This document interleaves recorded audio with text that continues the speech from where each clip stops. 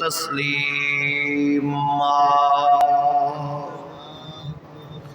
بآواز بلند مل کر تمامی احباب درود و سلام کا نذرانہ پیش فرمائیں، کوئی بھی آواز خاموش نہ ہو۔ الصلاۃ والسلام علیک یا سیدی یا رسول اللہ وعلی آلک وصحابک یا سیدی یا حبیب اللہ۔ الصلاۃ والسلام علیک یا سیدی یا امام الانبیاء والمرسلین وعلی آلک وصحابک یا سیدی یا خاتم النبیین۔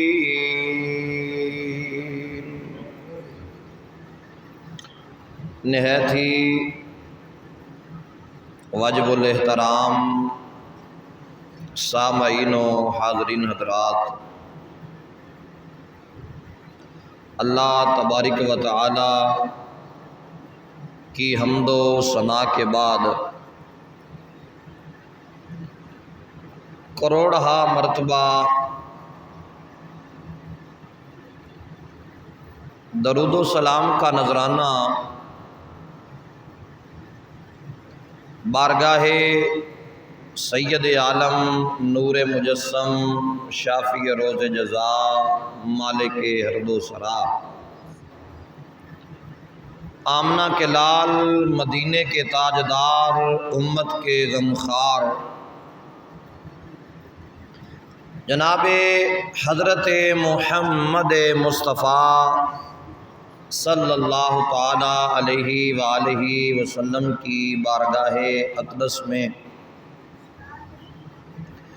درود و سلام کا نذرانہ پیش کرنے کے بعد دعا گو ہوں خالق کائنات، جو مالک ارض و سما بھی ہے، خالق جن و بشر بھی ہے، کل کائنات کا رازق بھی ہے اور خالق بھی ہے اور مالک بھی ہے، اس پاک ہستی کی پاک بارگاہ میں دعا ہے کہ خلاق عالم ہم سب کا یہ مل بیٹھنا آج کی اس بزم جمعۃ المبارک شریف کی ان مقدس گھڑیوں میں حضور کا ذکر خیر کرنا مالک اپنی پاک بارگاہ میں قبول و منظور فرمائے۔ احباب ذی وقار، کائنات میں مالک نے ہمیں جو نعمتیں عطا فرمائی ہیں ان کا ہم حق ادا نہیں کر سکتے۔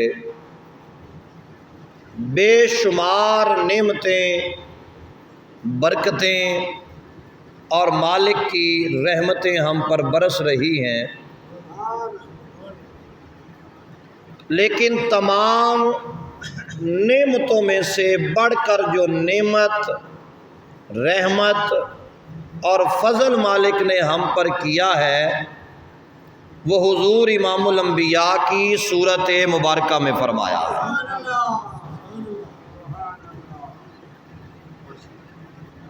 اگر اس نعمت اور اس رحمت اور اس فضل کے مقام کو سمجھنا ہے تو پھر ہمیں یہاں سے اس مسجد سے روحانی طور پر پرواز کرنی ہوگی اور مسجد نبوی شریف میں جانا ہوگا۔ سبحان اللہ، یہاں پہ بنتی ہے ویسے۔ ایک بہت بڑا عظیم موضوع ہے جو میں آج آپ کے سامنے عرض کرنا چاہتا ہوں۔ مقام مصطفیٰ، شان مصطفیٰ، عزت مصطفیٰ، بلندی مصطفیٰ کو اگر سمجھنا ہے تو اگر ہم یہیں پہ گھومتے رہیں گے تو وہ مقام ہماری سمجھ میں نہیں آئے گا۔ اس کے لیے ہمیں روحانی طور پر پرواز کر کے مسجد نبوی کی زیارت کرنا ہوگی۔ آپ اپنی آنکھوں کے سامنے ذرا وہ منظر دیکھیں کہ مسجد نبوی ہے اور مسجد نبوی کا صحن ہے، اور مسجد نبوی کے صحن میں محمد عربی کے غلاموں کا جمع غفیر ہے۔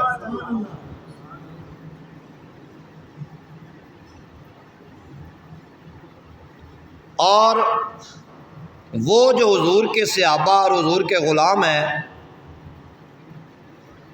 وہ مسجد نبوی میں بیٹھ کر کیا رہے ہیں؟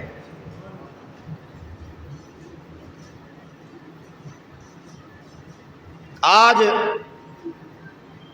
1400 سال کم و بیش گزر گئے، ہمارے دلوں میں اتنا پیار ہے کہ ہم حضور کی عزت و ناموس پر گردنیں کٹانے کے لیے تیار ہیں۔ آج ہمارے اندر اتنی محبت ہے کہ ہم حضور کی عزت و ناموس پر اپنا خاندان قربان کرنے کے لیے تیار ہیں۔ تو وہ صحابہ جنہوں نے ڈائریکٹ میرے مصطفیٰ کا دیدار کیا ہوا ہے، ان کی محبت کا عالم کیا ہوگا؟ کوئی بھی غیرت مند بندہ حضور کی بے ادبی برداشت نہیں کر سکتا۔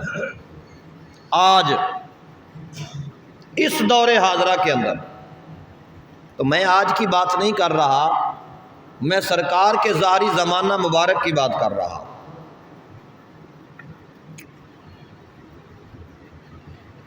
مسجد نبوی ہے، حضور کے صحابہ اپنے مالک کی پاک بارگاہ میں حضور نبی پاک علیہ الصلاۃ والسلام کی تعریف پیش کر رہے ہیں اور اللہ کا شکر ادا کر رہے ہیں۔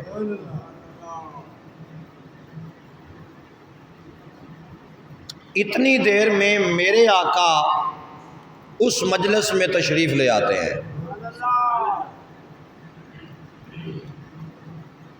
اور جب حضور تشریف لاتے ہیں تو پھر کیفیت کیا ہوتی ہے کہ سارے صحابہ اٹھ کر کھڑے ہو جاتے ہیں اور حضور کا استقبال کرتے ہیں۔ اگلی بات اور بھی زیادہ قابل غور ہے، جب اٹھ کر کھڑے ہو گئے، حضور نبی پاک علیہ الصلاۃ والسلام کا استقبال کیا، سلام پیش کیا حضور کی بارگاہ میں، تو حضور نے ان سے سوال کیا، اے صحابہ بتاؤ تم کیا کر رہے تھے؟ اے صحابہ بتاؤ تم کیا کر رہے تھے؟ تو صحابہ کرام نے جو جواب دیا وہ بھی سن لیجئے۔ صحابہ کرام عرض کرتے ہیں، اللہ تبارک و تعالی نے آپ کی صورت میں جو ہمیں نعمتیں اور رحمتیں عطا فرمائی ہیں، ہم ان کا اللہ کی بارگاہ میں شکر ادا کر رہے ہیں۔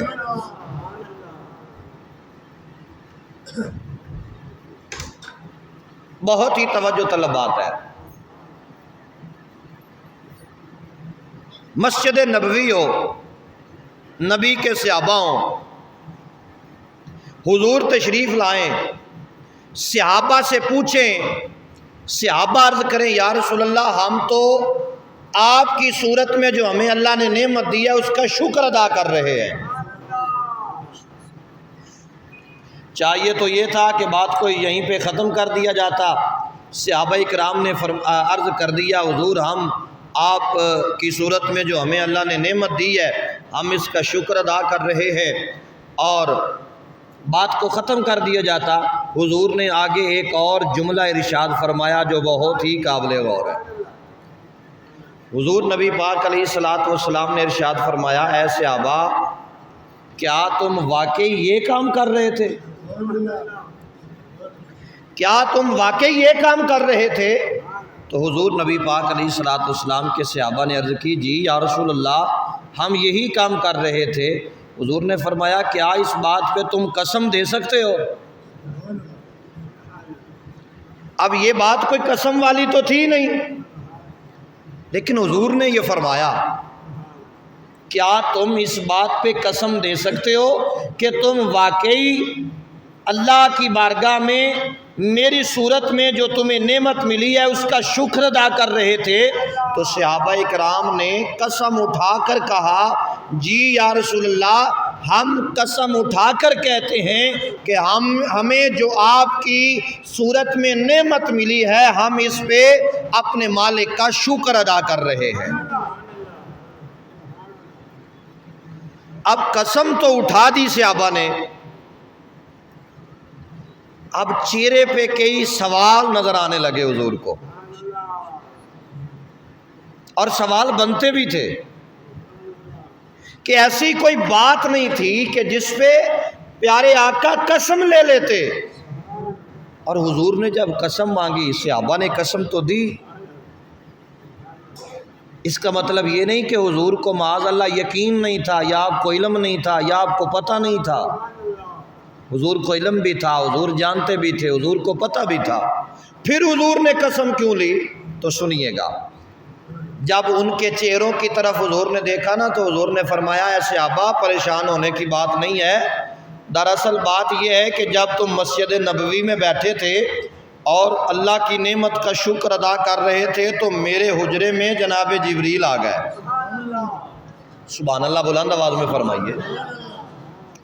میرے حجرے میں جناب جبریل آ گئے اور انہوں نے آ کر مجھے مبارک بھی دی اور ایک بشارت بھی دی، اور وہ بشارت یہ ہے کہ اے صحابہ تمہیں مبارک ہو، اللہ فرشتوں کے اندر تمہارے اس انداز پہ ناز کر رہا ہے، تمہارے اس انداز پہ ناز کر رہا ہے، اکیلا نہیں فرشتوں کے اندر ناز کر رہا ہے۔ تو صحابہ وہ ہیں جن پہ خدا ناز کر رہا ہے، یہ ہیں حضور کے صحابہ۔ اور حضور کا مقام اگر دیکھنا ہے نا تو ابو جہل کی نگاہ سے نہیں دیکھا جا سکتا، ابو بکر صدیق کی نگاہ سے دیکھا جا سکتا ہے۔ حضور کا مقام اگر دیکھنا ہے تو وہ عتبہ اور شیبہ کی نگاہ سے نہیں دیکھا جا سکتا، وہ فاروق اعظم، عثمان غنی اور مولا علی کی صورت میں دیکھا جا سکتا ہے۔ بلکہ جو عاشق ہوتے ہیں نا، جو دیوانے ہوتے ہیں حضور کے، انہیں دنیا میں اور کچھ نظر ہی نہیں آتا، ان کا ایک ایک لمحہ حضور کے لیے ہوتا ہے۔ آپ نے ایک نام سنا ہوگا مجنو کا۔ یہ مجنو جو ہے نا یہ بہت بڑا بادشاہ تھا، اس کی ہسٹری کا آپ کو پتہ نہیں ہے، آپ نے صرف لفظ مجنو ہی سنا ہے، اس کے پیچھے اس کا کیا مقام تھا اس کا آپ کو پتہ نہیں ہے۔ یہ ایک بہت بڑے بادشاہ کا بیٹا تھا اور خود بھی بہت بڑا ذمہ دار تھا، مطلب کہ بہت بڑا امیر آدمی تھا یہ۔ اور اس کا جو دور ہے وہ حضرت امام حسن والا دور ہے، یعنی جب حضرت امام حسن حیات تھے تو اس وقت یہ مجنو کہلایا کرتا تھا، اس وقت لوگ اسے مجنو کہا کرتے تھے۔ اور یہ بھی ممکن ہے کہ اس نے مولا علی بادشاہ کی بھی زیارت کی ہو، تو اس نے اپنی ساری بادشاہت چھوڑ دی اور ساری وہ جگیر کو ترک کر دیا، گلیوں میں گھوم رہا ہے، کوئی کچھ کہتا ہے، کوئی کچھ کہتا ہے، کوئی کچھ کہتا ہے۔ لیکن لفظ مجنو جو ہے نا یہ کب پڑا آئیے سنیے گا، یہ ایک مثال دے کر میں نے بات کو سمجھانا ہے، پھر میں نے وہیں پہ آنا ہے کہ مقام مصطفیٰ کیا ہے۔ اب ہوا کیا، یہ جو مجنو تھا یہ ایک بازار سے گزر رہا تھا، اور اس وقت حضرت امام حسن اور حضرت امیر معاویہ کا جو معاملہ تھا وہ چل رہا تھا۔ تو ایک بندے نے اس سے کہا کہ یہ بتاؤ، اس کا نام تھا قیس، یہ جو مجنو ہے نا اس کا نام قیس تھا۔ کہا ہے قیس یہ بتاؤ کہ اس وقت یہ جو معاملہ چل رہا ہے اس میں حقدار کون سا بندہ ہے، حقدار کون ہے؟ تو جو قیس نے بات کہی نا اسے تاریخ نے نوٹ کیا ہے، تاریخ نے لکھا ہے، وہ سنیے گا ذرا۔ قیس کہتا ہے کہ اس سلطنت کا حقدار نہ امیر معاویہ ہے اور نہ امام حسن ہے بلکہ میری لیلا ہے۔ کون ہے؟ اس وقت انہوں نے کہا ارے تو تو مجنون نظر آتا ہے، تو تو پاگل نظر آتا ہے، تیرے جیسا تو پاگل نظر نہیں آیا۔ اس نے کہا عشق تو ہوتا ہی وہ ہے کہ جس کے اندر بندہ بالکل پاگل ہو جائے۔ تو اگر مجنو جو قیس نامی بندہ ہے یہ لیلا سے پیار کرے، محبت کرے، تو اس حد تک بڑھ جاتا ہے کہ اسے اور کچھ نظر نہیں آتا۔ اگر ابو بکر صدیق کی نگاہ سے دیکھا جائے تو یار غار مصطفیٰ کو امام الانبیاء کے بغیر کوئی نظر آ ہی نہیں سکتا تھا۔ اس لیے مقام مصطفیٰ کو اگر دیکھنا ہے تو نگاہ ابو بکر صدیق والی ہونی چاہیے۔ یہ تو آج کل کچھ ایسے لوگ ہیں جو سیدنا صدیق اکبر پاک کی بے ادبی اور گستاخی کرتے ہیں۔ میرے پاس ایک ویڈیو کلپ موجود ہے، ایک افضال نقش بندی ایک خطیب ہے، یہاں پر بھی اپنے علاقے میں بھی 1-2 مرتبہ آج سے 3-4 سال 5 سال پہلے وہ آتا رہا ہے، لیکن اس نے حضور نبی پاک علیہ الصلوۃ والسلام کے صحابہ کی اتنی بڑی گستاخی اور اتنی بڑی بے ادبی کی ہے کہ اب کسی بھی مومن کا دل تو یہ نہیں چاہے گا کہ ایسے لوگوں کو ہم حضور کے ممبر پر بٹھائیں جو یار غار سیدنا صدیق اکبر کی بے ادبی کرنے والا ہو۔ اور صحابہ کرام کے متعلق اس مولوی کے یہ جملے ہیں، اس نے کہا کہ صرف چاندی صحابہ ہیں جن کے متعلق حضور نے فرمایا یہ جانتی ہیں، باقیوں کے متعلق تو حضور نے فرمایا ہی نہیں ہے۔ تو یہ وہم و گمان کرنا کہ کوئی صحابی جنتی نہیں ہو سکتا، یہ بھی کفر ہے۔ اللہ تعالیٰ ایسے لوگوں سے ہمیں محفوظ فرمائے اور صحیح معنوں میں حضور کے صحابہ سے ہمیں محبت نصیب فرمائے۔ تو نبی پاک علیہ الصلوۃ والسلام نے ارشاد فرمایا کہ یہ جو کام تم نے کیا ہے نا، اس پہ اللہ فرشتوں کی جماعت کے اندر تم پر ناز کر رہا ہے، تم پر ناز کر رہا ہے۔ اور صحابہ اور حضور کی جو ذات ہے نا، یہ بڑی وراء الورا ہے۔ ایک مرتبہ یوں بھی ہوا، کریم آقا علیہ الصلوۃ والسلام مدینہ شریف میں چل رہے تھے، آگے ایک بندہ آ رہا تھا، اس کے ہاتھ میں اونٹ تھا، اونٹ بڑا خوبصورت تھا، وہ سرکار کو پسند آ گیا، حضور کو پسند آ گیا۔ حضور نے فرمایا یہ بتاؤ کہ یہ اونٹ بیچنا ہے؟ اس نے کہا جی بالکل میں نے بیچنا ہے۔ کتنے کا؟ کہنے لگا جی اتنے کا بیچنا ہے۔ حضور نے فرمایا تم یہیں پہ ٹھہرو، میں گھر جاتا ہوں اور تمہارے اونٹ کی یہ رقم اٹھا کر لاتا ہوں، تم رقم لے لینا، میں اونٹ لے جاؤں گا۔ اس نے کہا جی بالکل ٹھیک ہے، آپ رقم لے آئیں، میں آپ کا انتظار کر رہا ہوں۔ ادھر حضور تشریف لے گئے، ایک اور بندہ آ گیا، وہ کہنے لگا کہ آپ نے اونٹ بیچنا ہے؟ اس نے کہا یار میں نا یہ اونٹ پہلے بیچ چکا ہوں۔ کہا کس کو بیچا ہے؟ کہا محمد عربی کو بیچا ہے، مسلمانوں کے نبی کو بیچا ہے۔ کہا کتنے کا بیچا ہے؟ کہا اتنے درہم دینار کا بیچا ہے۔ تو وہ کہنے لگا اس طرح کر کے مجھ سے ڈبل قیمت لے لے اور یہ اونٹ مجھے دے دے۔ اس نے کہا نہیں یار میں نے پہلے یہ اونٹ فروخت کر دیا ہے، لہذا میں دوبارہ اسے کیسے بیچ سکتا ہوں؟ اس نے کہا کہ اس کا کوئی گواہ ہے تمہارے پاس؟ چونکہ شرعی مسئلہ ہے کہ جب بھی کسی چیز کی خرید و فروخت کرو تو گواہ ضرور بناؤ۔ تو یہ بتا کہ کیا جب محمد اور تیرا یہ سودا ہوا ہے کوئی گواہ موجود ہے؟ اس نے کہا نہیں گواہ تو کوئی نہیں ہے۔ کہا پھر تجھے پیسے بھی زیادہ مل رہے ہیں اور تیرا کام بھی بن جائے گا، پیسے بھی تجھے منہ مانگے دیے جا رہے ہیں، بلکہ اس سے بھی ڈبل دے رہا ہوں میں، اونٹ مجھے دے دے، پیسے مجھ سے لے لے۔ تو وہ لالچ میں آ گیا۔ ابھی ان کا یہ معاملہ چل ہی رہا تھا کہ اوپر سے مدینے کے تاجدار تشریف لے آئے۔ حضور نے فرمایا یہ لے اپنے پیسے لے لے اور اونٹ مجھے دے دے۔ تو وہ کہنے لگا جی میں نے تو آپ کو اونٹ بیچا ہی نہیں ہے، صاف انکار کر دیا اور کہنے لگا کہ میں نے تو آپ کو اونٹ بیچا ہی نہیں ہے۔ حضور نے فرمایا ابھی ابھی تیرا اور میرا سودا ہوا ہے۔ تو پھر اس نے کہا کہ اتنی دیر میں لوگ جو ہے نا وہ جمع ہونے شروع ہو گئے۔ اب وہ کافر تو تھا لیکن یہ مانتا تھا کہ یہ صادق بھی ہے اور امین بھی ہے، یہ کبھی جھوٹ نہیں بولا کرتے۔ تو لوگوں کا بھی جمع غفیر بن گیا، کافی سارا معاملہ بڑھا۔ آخر کار اس نے سوچا یار لوگ کیا کہیں گے، اس لیے اس نے ایک سوال کیا، اے محمد یہ بتائیے کہ جب کوئی بندہ سودا کرتا ہے آپس میں تو آپ کی شریعت میں کیا حکم ہے کہ کس طرح کیا جائے؟ کیا وہاں پہ گواہ ہونا ضروری ہے یا نہیں ہے؟ حضور نے فرمایا جی ہاں بالکل ضروری ہے گواہ۔ تو کہا کیا آپ کے پاس کوئی گواہ ہے کہ آپ کا اور میرا کوئی سودا ہوا ہے؟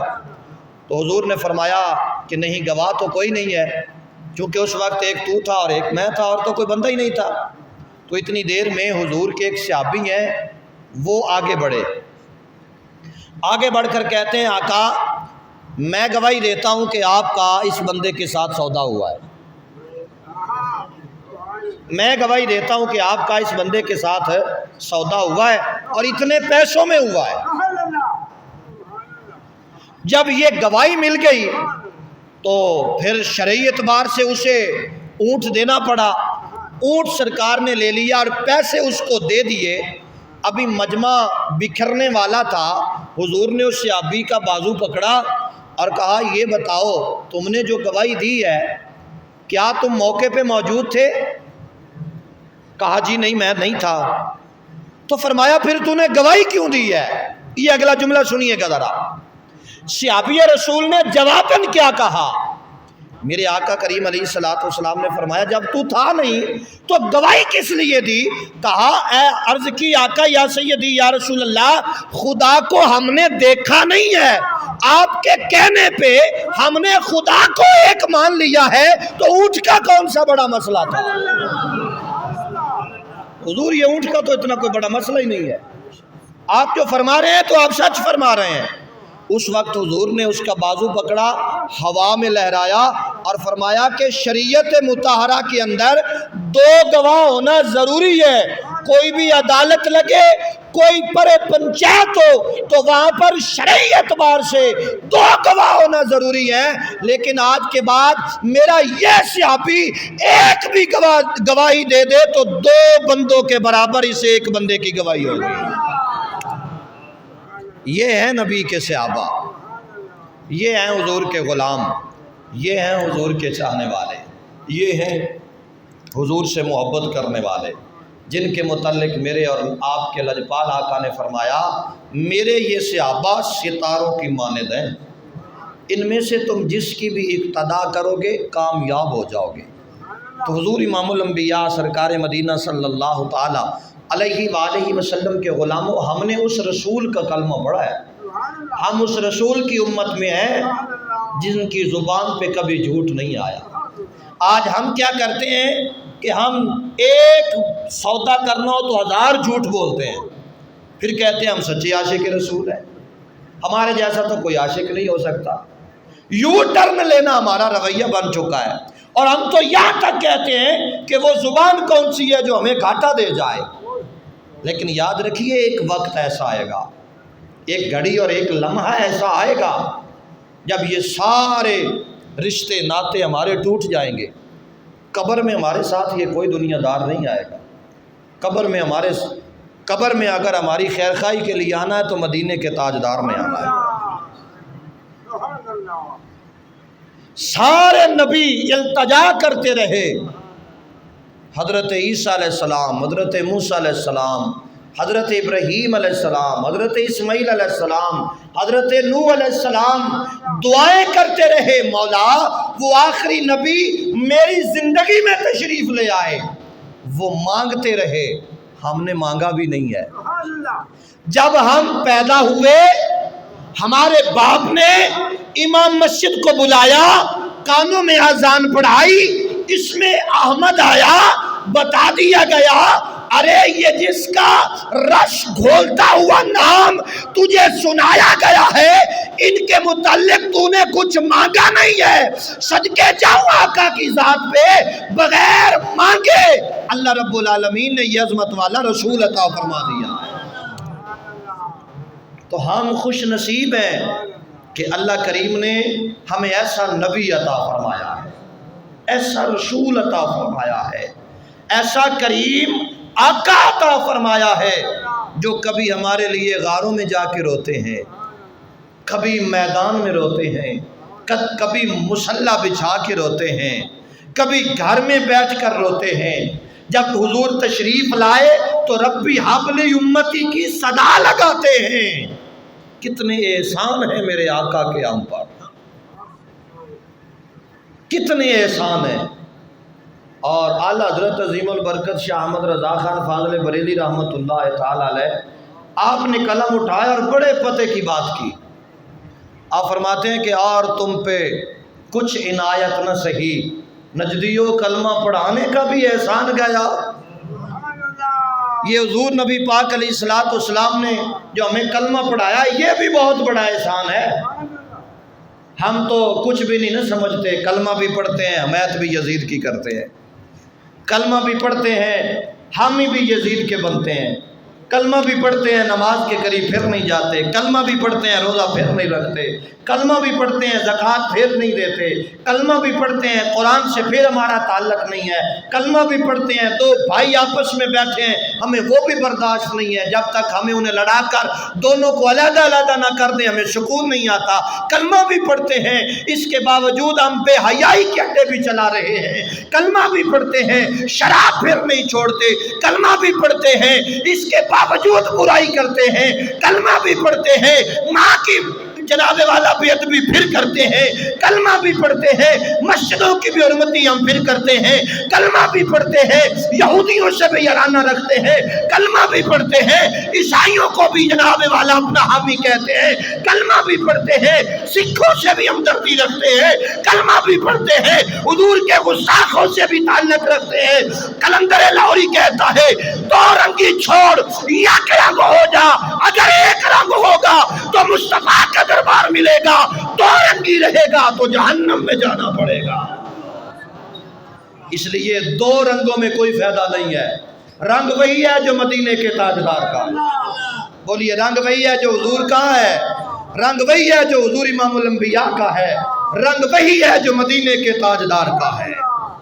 تو حضور امام الانبیاء سرکار مدینہ نے فرمایا اللہ تم پہ ناز کر رہا ہے اس بات پر کہ تم حضور کے آنے والی، حضور کی صورت میں تم پر نازل ہونے والی نعمت پر اس کا شکر ادا کر رہے ہو۔ تو یہ کتنی بڑی نعمت ہے، کتنا بڑا یہ انعام ہے جو حضور کی صورت میں اللہ تبارک و تعالی نے ہمیں عطا فرمایا۔ تو صحابی رسول کہنے لگے اے آقا ہم نے رب کو کوئی دیکھا ہے؟ رب کو ہم نے دیکھا؟ آپ میں سے کوئی ایسا بندہ بیٹھا ہو جس نے رب کو دیکھا ہو؟ ہم نے رب کو دیکھا نہیں ہے، لیکن پھر کہتے ہیں کہ وہ ایک ہے۔ جب دیکھا ہی نہیں ہے تو گواہی کیسی دیتے ہو؟ دیکھا تو ہے نہیں، جب دیکھا نہیں تو پھر گواہی کاہے کی؟ گواہی کیسے دے رہے ہو؟ ہم نماز میں کھڑے ہوں یا نماز سے باہر ہوں تو کہتے ہیں قل هو اللہ احد، وہ اللہ ایک ہے، وحدہ لا شریک ہے، اس کا ساتھ ذات میں بھی کوئی ثانی نہیں، صفات میں بھی کوئی ثانی نہیں۔ بھائی سوال کرنے والا سوال کرے گا اللہ کے بندے یہ بتا تو نے اپنے رب کو دیکھا ہے؟ تو کیا آپ کہیں گے کہ جی میں نے دیکھا ہے؟ جب دیکھا نہیں تو کیسے کہیں گے دیکھا ہے؟ دیکھا بھی نہیں پھر بھی کہتے ہیں کہ وہ ایک ہے۔ جس کے کہنے پہ خدا کو ایک مانا ہے نا، اس ذات کا نام محمد مصطفیٰ ہے، اس ہستی کا نام محمد مصطفیٰ ہے۔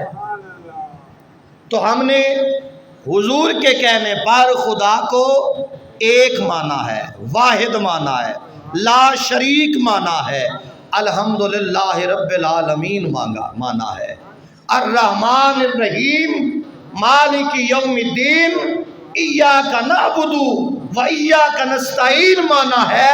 جس کے کہنے پر ہم نے خدا کو مانا ہے وہ ہیں آپ کی اور میرے آقا حضور ختم نبوت کا تاج پہن کر آنے والے۔ تو جس آقا کے کہنے پر خدا کو ایک مانا ہے، ہم نے اس کو ختم نبوت والا مصطفیٰ کیوں نہیں مانا؟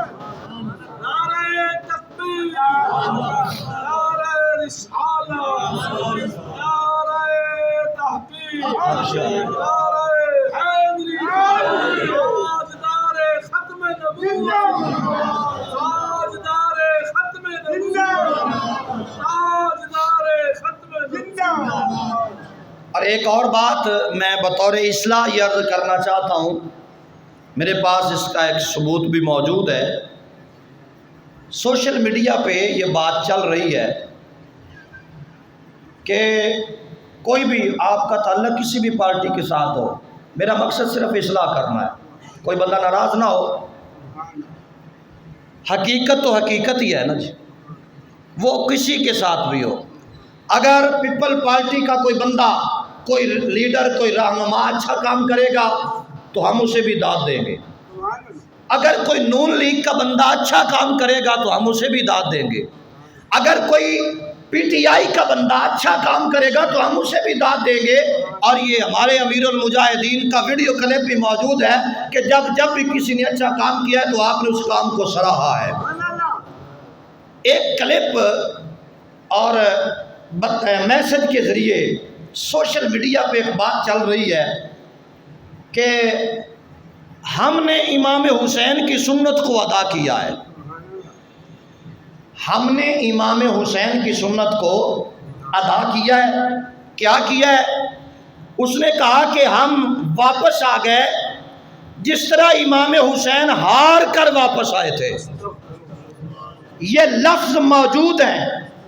اس نے کہا کہ ہم ایسے واپس آئے ہیں اور امام حسین کی سنت پر عمل کیا ہے، اور ہم واپس پلٹ آئے جیسے حسین ہار کر واپس آئے تھے۔ میں نے کہا اپنی عقل کا علاج کروا، تجھے کس نے کہا ہے کہ حسین ہار کر واپس آیا ہے؟ ارے یزید تو یہ چاہتا تھا کہ حسین خاموش ہو جائے، مگر حسین نے نیزے کی نوک پہ قرآن سنا کے بتا دیا ارے ہمیشہ اسلام زندہ رہا ہے اور ہمیشہ اسلام ہی زندہ رہے گا، اسلام ہمیشہ زندہ رہے گا۔ میں اس بندے کا بھی نام نہیں لوں گا، صرف دعوت فکر دے رہا ہوں کہ وہ بندہ اپنے مالک کی بارگاہ میں توبہ کرے۔ اور یہ اس نے امام حسین کی بے ادبی کی ہے کہ حسین کو اس نے کہا ہے کہ حسین ہار کے واپس آ گیا۔ کس نے کہا ہے کہ حسین ہار کے واپس آیا؟ ارے حسین تو علی اکبر دے کر بھی نہ ہارا، حسین تو علی اصغر دے کر بھی نہ ہارا، حسین تو انو محمد دے کر بھی نہ ہارا۔ ارے وہ ظلم کرتے رہے، حسین ظلم سہتا رہا اور آخر پر گردن کٹوا دی، مگر ظلم کے سامنے گردن کو جھکایا نہیں۔ جو جھکا جائے ارے وہ ہارتا ہے، ارے وہاں پر بھی جھکا ہے تو یزید جھکا ہے۔ حسین تو وہ تھا جس نے کہا آج سے لے کر قیامت تک اور مدینے سے لے کر کربلا تک دنیا یاد رکھے گی، حسین کو زندہ باد کہا جائے گا، یزید پر لعنت کی جائے گی۔ بولیے گا ذرا سبحان اللہ۔ حسینیت، حسینیت، حسینیت، دونوں ہاتھ اٹھا کے حسینیت، حسینیت، حسینیت، یزیدیت، یزیدیت، یزیدیت، یزیدیت۔ آئیے توجہ کیجئے گا، اس لیے میں دعوت فکر دینا چاہتا ہوں۔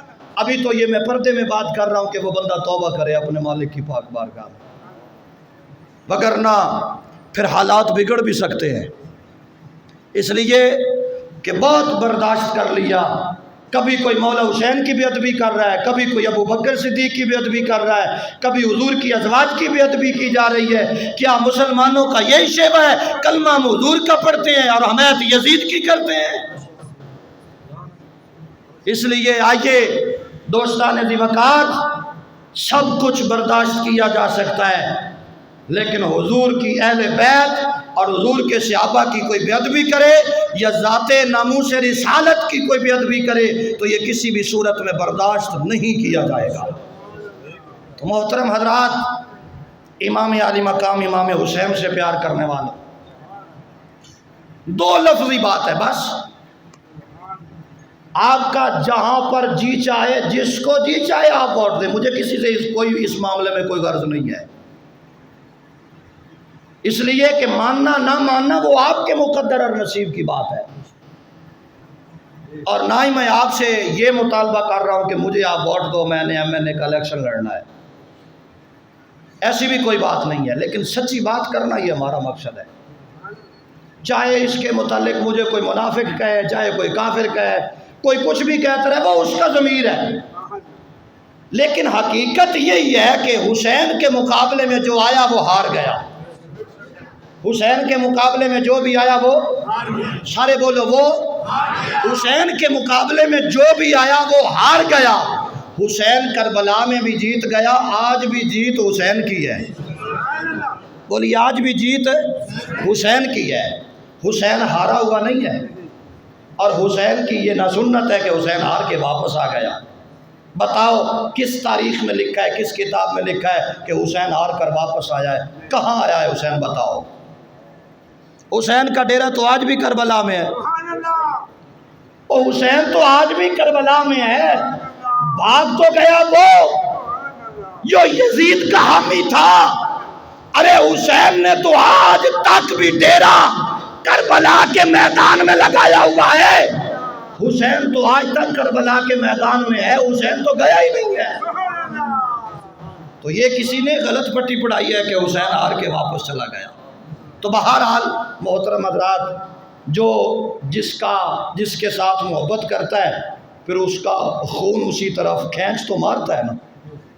ہمارا تعلق ہے حسین کے ساتھ، جب بھی امام حسین کی کوئی بے ادبی کرتا ہے تو ہمیں تکلیف ہوتی ہے۔ اس لیے بولنے سے پہلے، لکھنے سے پہلے 1000 بار سوچا کرو۔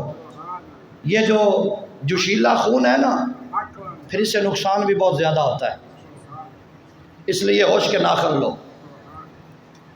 اور ان ہستیوں کے متعلق بولنے سے پہلے 1000 مرتبہ سوچا کرو، 1000 مرتبہ سوچا کرو۔ کیا امام الانبیاء سرکار ہمارے لیے اس لیے روتے رہے تھے کہ ایک وقت آئے گا میرے حسین مولا کی بے ادبیاں کی جائیں گی؟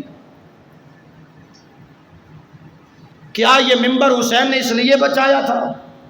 یہ مصلی حسین نے اس لیے بچایا تھا؟ علی اکبر کی قربانی اس لیے دی تھی؟ اون محمد کی قربانی اس لیے دی تھی؟ نہیں، حسین مولا وہ ہے جس پر رب بھی راضی ہے، شاہ عرب بھی راضی ہے۔ آنے والوں، کوئی دور سے آیا ہے، کوئی نزدیک سے آیا ہے، یہ ہاتھ باندھ کر عرض کروں گا، ان ہستیوں کے متعلق بولنے سے پہلے، لکھنے سے پہلے 1000 مرتبہ سوچنا، کہیں ایسا نہ ہو کہ آپ کا لکھا ہوا ایک لفظ آپ کو مسلمانوں سے فارغ کر کے دائرہ کفر میں لے جائے اور آپ کفر کی حالت میں مر جائیں اور پھر قبر میں پچھتانے کے سوا آپ کو کچھ نہ ملے۔ اس لیے باقی معاملات دنیا میں رہیں گے، لیکن قبر میں تو وہ ہوگا جو رب کی ذات کو منظور ہوگا، اور وہاں پر تو صرف بخشش، رحمت، فضل، مہربانی تو اس پر ہوگی جو در مصطفیٰ کا غلام بھی ہوگا، جو محمد کے گھر کا بھی غلام ہوگا۔ اس لیے آئیے، یہ تمام تر سیاستیں ختم ہونے والی ہیں، یہ اقتدار کے نشے ختم ہونے والے ہیں۔ یہ اس وقت تک نشہ ہوتا ہے جب تک بندے کی صحت ٹھیک ہے، بندہ چل پھر رہا ہے۔ آپ کے سامنے ہزاروں مثالیں موجود ہیں، ایسے ایسے لوگ بھی دنیا میں آئے کہ ان کے جناب جہاں پر پاؤں رکھے جاتے تھے نا، وہاں پر کسی کو سانس لینا بھی اونچا، سانس لینا بھی جناب اس بے ادبی سمجھی جاتی تھی، لیکن آج ان کی قبروں کے نشان بھی مٹا دیے گئے، آج ان کی قبروں کے نشان بھی نہیں ہے۔ ٹھیک ہے، یہ دنیا داری ہے، یہ چلتا رہتا ہے، لیکن کم از کم اتنا نہ ہو جائے معاملہ خراب کہ آخرت کے اندر رسوا ہونے کے سوا اور پریشانی کے سوا اور کچھ نہ ملے۔ کم از کم اتنا تو مصطفیٰ سے وفا کر کے ضرور جا کہ قبر میں جب تو جائے تیرے سر پر نبی کی سنت والا امامہ بھی سجا ہوا ہو، چہرے پہ داڑھی بھی ہو، اور جب تو قبر میں اٹھ کے کھڑا ہو جائے، سامنے مدینے کا تاجدار آئے تو وہاں پہ کھڑا ہو کے اتنا تو کہہ سکے، مر کے پہنچا ہوں یہاں اس دل ربا کے واسطے۔ کم از کم اتنا تو ہم کہہ سکیں، قبر میں کم از کم اتنا تو ہم کہہ سکیں، اتنی تو کم از کم ہمارے اندر قوت ہو، اتنی تو جرت ہو، اتنا تو حوصلہ ہو، اتنا تو کوئی نہ کوئی ہمارا عمل ہو کہ جو قبر میں پریشانی سے بچا لے، گھبراہٹ سے بچا لے، قبر کی وحشت سے بچا لے۔ رب کعبہ کی عزت کی قسم ہے، اگر قبر میں بچا سکتا ہے تو صرف مدینے کا تاجدار ہے جو قبر کی وحشت سے ہمیں بچانا جانتا ہے۔ اس لیے آئیے دعوت فکر دے رہا ہوں ہر حضور کے غلام کو، ہر حضور کے چاہنے والے کو، بس ایک ہی بات کر رہا ہوں، وہ بھی کلندر لاہوری کی زبانی۔ کی محمد سے وفا تو نے تو ہم تیرے ہیں، کی محمد سے وفا تو نے تو ہم تیرے ہیں، یہ جہاں چیز ہے کیا لوح و قلم تیرے ہیں۔ اگر درس قرآن ہم نے نہ بھلایا ہوتا، یہ زمانہ نہ زمانے نے دکھایا ہوتا۔ وہ معزز تھے زمانے میں مسلمان ہو کر، ہم خوار ہوئے تارک قرآن ہو کر۔ آج ہمارے پاس نماز پڑھنے کے لیے وقت نہیں ہے، روزہ رکھنے کے لیے ٹائم نہیں ہے، حج کرنے کے لیے ٹائم نہیں ہے، گلیوں میں بازاروں میں چوکوں میں بیٹھنے کے لیے ہمارے پاس ساری رات خالی ہے، سارا دن بھی ہم ٹائم نکال سکتے ہیں۔ ادھر چوک کے اندر نوجوان بیٹھے ہوئے ہیں، ادھر مسجد میں اذان ہوئی ہے، وہاں پہ بیٹھے گپے تو لگا رہے ہیں، لیکن اتنی توفیق نہیں کہ وہاں سے اٹھیں اور رب کے گھر میں آ کے 2 سجدے کر سکے۔ ایک سجدہ جسے تو گراں سمجھتا ہے، 1000 سجدے سے دیتا ہے آدمی کو وہ نجات۔ صرف کلمہ پڑھ لینا کافی نہیں ہے دوستو، صرف کلمہ پڑھنے سے بخشش نہیں ہوتی، صرف کلمہ پڑھنے سے نجات نہیں ہوتی، صرف کلمہ پڑھنے سے نجات ہوتی تو جناب حضرت بلال خاموشی سے کلمہ پڑھ کر اندر خانے بیٹھ جاتے، امیہ کی غلامی کرتے رہتے، جان بچ جاتی۔ کہا نہیں، اس طرح نجات نہیں ہوگی۔ بلال نے کلمہ پڑھا، امیہ کو پتہ چلا، پوچھتا ہے امیہ بتا محمد کا کلمہ پڑھا ہے؟ کہا بلال نے ہاں، محمد عربی کا غلام بنا ہوں۔ کہا آگ کے انگاروں پہ لٹاؤں گا، کوڑے ماروں گا، ظلم و ستم کروں گا۔ کہا ہر طریقہ آزما لے، لیکن ایک ہی صدا آئے گی، یہ جان بھی محمد کی ہے، یہ مال بھی محمد کا ہے۔ تو بلال کو کیا ضرورت تھی؟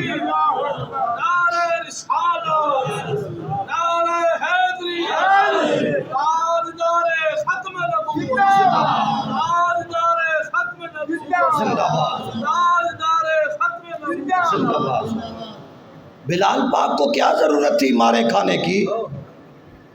پاؤں کے اندر کیل لگا دیے گئے، یہاں پر تو تھوڑا سا کوئی چوٹ لگ جائے نا تو بندے کا سارا جسم تڑپ جاتا ہے، وہاں پر جب حضرت بلال کو کوڑے مارے جا رہے تھے، حضرت امیر حمزہ کا کلیجہ نکالا گیا، کیا ان کو پتہ نہیں تھا؟ وہ میدان میں کیوں آئے؟ وہ باہر کیوں نکلے؟ خاموشی سے کلمہ پڑھتے، اندر بیٹھے رہتے، کسی سے کیا لینا دینا تھا؟ لیکن انہوں نے بتایا کہ صرف اندر بیٹھ جانا یہ ایمان نہیں ہے، جب حق اور باطل کی جنگ ہو تو پھر میدان میں اترنا یہ بھی محمد عربی کے غلاموں کا شیوا ہے۔ پھر میدان کربلا کا منظر بھی آپ کے سامنے ہے۔ اگر صرف کلمہ پڑھنے سے بات بن جاتی تو امام حسین کو کیا ضرورت تھی کہ علی اصغر 6 مہینے کے تھے، انہیں بھی قربان کر دیا، چلو علی اکبر قربان کر دیا تھا، علی اصغر کو بچا لیتے۔ کہا نہیں، اب عزت رسول کی بات آئی ہے، اب مقام مصطفیٰ کی بات آئی ہے، اب نموذج رسالت کی بات آئی ہے، تو علی اکبر بھی جائے گا، علی اصغر بھی جائے گا، اور نہ محمد بھی جائیں گے۔ محمد کا سارا گھرانہ آج عزت رسول پہ قربان ہوگا، اور پتہ چلے گا یہ گھرانہ وہ ہے عزت رسول کی خاطر یہ کٹنا بھی جانتے ہیں، کاٹنا بھی جانتے ہیں۔ اگر امام حسین کی تلوار کو دیکھو تو پھر ان جیسی تلوار کسی نے نہیں چلائی، اور اگر حسین کی قربانی کو دیکھو کہ نانے کے دین کی خاطر گردن کس انداز میں کٹوائی ہے تو پھر اس انداز میں گردن بھی کسی نے نہیں کٹوائی۔ یہ وہ گھرانہ ہے جو ہمارے لیے خیر و برکت ہے، اس گھرانے کو چھوڑو گے تو تباہ و برباد ہو جاؤ گے۔ ایک ہاتھ میں حضور کی اہل بیت، دوسرے ہاتھ میں نبی کے صحابہ، دونوں کا دامن ضروری ہے، دونوں کا دامن پکڑو گے، یہاں پر بھی برکت ملے گی، قبر حشر میں بھی انشاءاللہ برکت ملے گی۔ اللہ اپنے پیارے محبوب کے صدقے ہم سب کی حاضری کو اپنی بارگاہ میں قبول فرمائے، آمین ثم آمین۔